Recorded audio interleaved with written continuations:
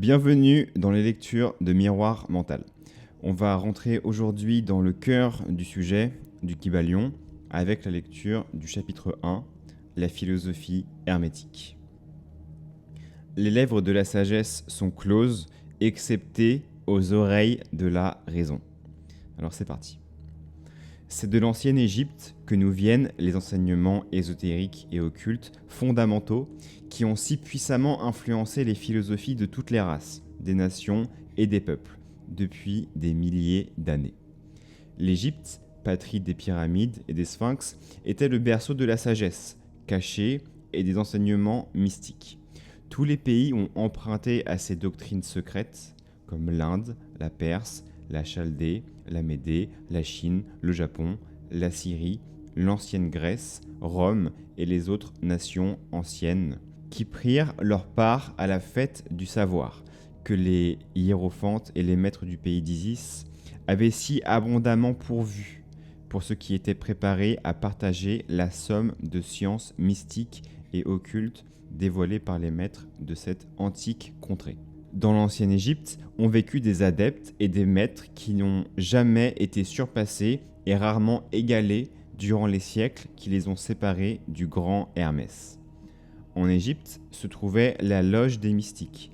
Par la porte de ces temples entrèrent les néophytes qui plus tard, comme hiérophantes, adeptes et maîtres, parcourent les quatre coins du monde, portant avec eux le précieux savoir qu'ils désiraient ardemment transmettre à ceux qui étaient préparés pour le recevoir.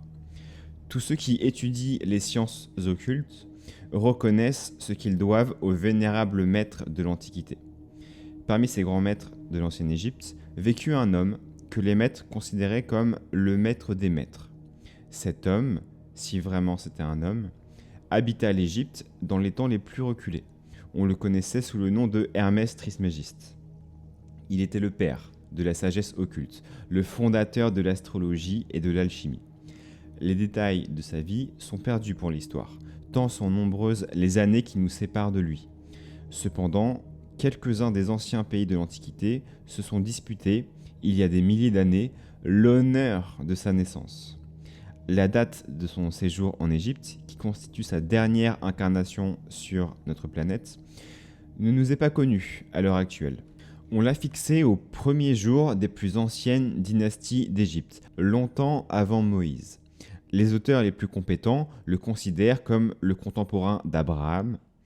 Quelques traditions juives vont même jusqu'à affirmer qu'Abraham a acquis d'Hermès lui-même une grande partie de ses connaissances mystiques.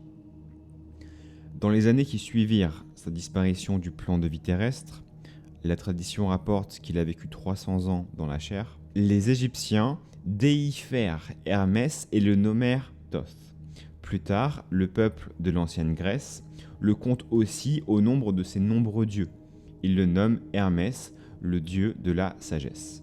Les Égyptiens ont révéré sa mémoire pendant de nombreux siècles, pendant des dizaines de siècles, l'appelant l'écrivain des dieux, et lui rendant son ancien titre de Trismégiste, qui signifie le 3 fois grand, le grand des grands, le plus grand parmi les grands, etc.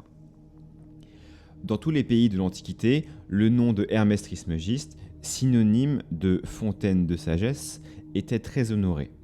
Aujourd'hui, nous utilisons encore le mot hermétique dans le sens secret fermé, de manière à ce que rien ne puisse échapper.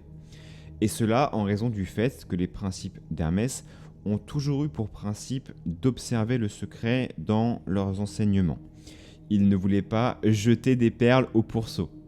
Parenthèse ici, ça m'a fait sourire parce que c'est une référence biblique. Jeter des perles au pourceau, ça veut dire dire des choses sages, profondes, devant des gens qui ne peuvent pas comprendre et qui ne vont rien faire d'autre que se moquer ou passer à côté.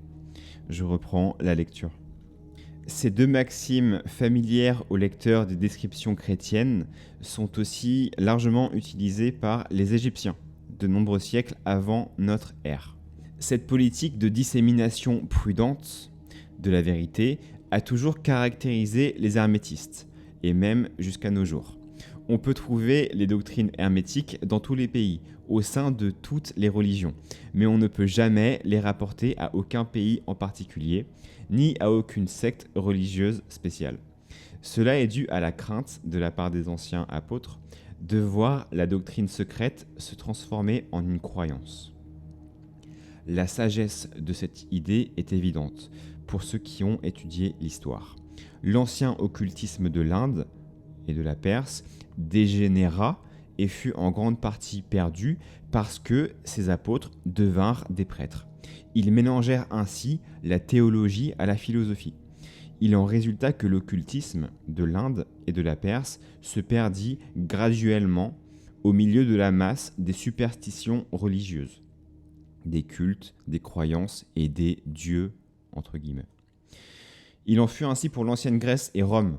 Il en fut ainsi pour les enseignements hermétiques des gnostiques et des premiers chrétiens qui dégénérèrent sous l'influence de Constantin, dont la poigne de fer amalgama la philosophie à la théologie, enlevant à l'école chrétienne ce qui était sa véritable essence, son esprit, et l'obligeant à tâtonner pendant plusieurs siècles avant de retrouver le chemin de son ancienne foi. En effet, tout montre aux observateurs attentifs que dans notre XXe siècle, 21e maintenant, l'Église lutte pour revenir à ses anciens enseignements mystiques. Mais il y a toujours eu quelques esprits dévoués qui ont conservé vivante la flamme, la soignant précieusement, ne lui permettant pas de s'éteindre. Grâce à ces cœurs dévoués et à ces esprits intrépides, nous avons toujours à un degré quelconque avec nous la vérité. Mais elle ne peut la trouver dans les livres. Elle a été transmise du maître à l'élève, de l'initié à l'hiérophante, de la lèvre à l'oreille. Les rares fois où elle a été écrite, on a voilé sa signification en termes d'alchimie et d'astrologie, si bien que seuls ceux qui ont possédé la clé ont pu la lire correctement. Cette mesure a été nécessaire pour éviter les persécutions des théologiens du Moyen-Âge qui poursuivaient la doctrine secrète avec le feu, l'épée, le bûcher, le gibet et la croix. C'est pourquoi, à cette époque, on ne trouve qu'un petit nombre d'ouvrages sérieux sur la philosophie hermétique. On trouve d'ailleurs d'innombrables allusions à leur sujet dans les nombreux ouvrages modernes écrits sur les différentes parties de l'occultisme. Du reste, la philosophie hermétique est la seule maîtresse clé capable d'ouvrir les portes des enseignements occultes. Dans les premiers jours de l'Antiquité, il existait un certain nombre de doctrines hermétiques fondamentales que le maître transmettait à l'élève et qui étaient connues sous le nom de kybalion. Le sens exact et la signification de ce mot ont été perdus depuis plusieurs siècles. Cet enseignement, cependant, est connu de quelques personnes qui a été transmis verbalement, de génération en génération, à travers les siècles. Ces principes n'ont jamais été écrits ni imprimés aussi loin qu'il nous est possible de nous reporter. C'était simplement une collection de maximes, d'axiomes et de préceptes qui étaient complètement incompréhensibles pour les profanes, mais que les adeptes comprenaient parfaitement une fois expliqués et amplifiés par les initiés hermétiques alors néophytes. Ces enseignements constituaient véritablement les principes fondamentaux de l'art de l'alchimie hermétique. Celui-ci, contrairement aux croyances générales, donne la prépondérance aux forces mentales plutôt qu'aux éléments matériels. La transmutation d'une sorte de vibration mentale en vibration d'une autre sorte, plutôt qu'à la transformation d'une sorte de métal en une autre.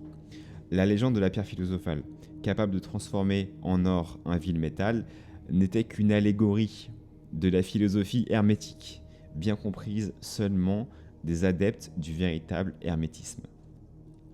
Dans ce petit ouvrage, dont voici la première leçon, nous conseillons à nos élèves, comme il est recommandé dans le Kybalion et comme nous l'expliquons nous-mêmes, d'étudier les enseignements hermétiques avec l'humble attitude de l'adepte qui, bien que portant le titre d'initié, travaille toujours au pied d'Hermès, le maître, Plus loin, nous vous donnons un grand nombre de maximes, d'axiomes et de préceptes du Kybalion, accompagnés des explications et des éclaircissements qui nous ont paru nécessaires pour rendre les enseignements plus facilement compréhensibles aux adeptes modernes, en particulier lorsque le texte original est écrit à dessein en termes obscurs.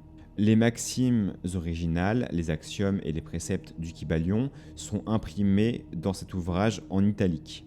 Dans tous les cas, le texte original a été conservé. Parmi les paroles du Kybalion, on trouve celle-ci. Sous les pas du maître, les oreilles de ceux qui sont prêts à comprendre sa doctrine s'ouvrent toutes grandes. Ou encore, quand les oreilles de l'élève sont prêtes à entendre, c'est alors que viennent les lèvres pour les remplir de sagesse.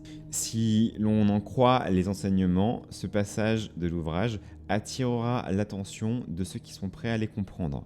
Et quand l'élève sera prêt à recevoir la vérité, c'est alors que lui viendra ce petit livre. Telle est la loi, le principe hermétique de la cause et de l'effet. Sous son aspect de la loi de l'attraction, rassemblera les lèvres et les oreilles, l'élève et l'ouvrage. Qu'il en soit ainsi.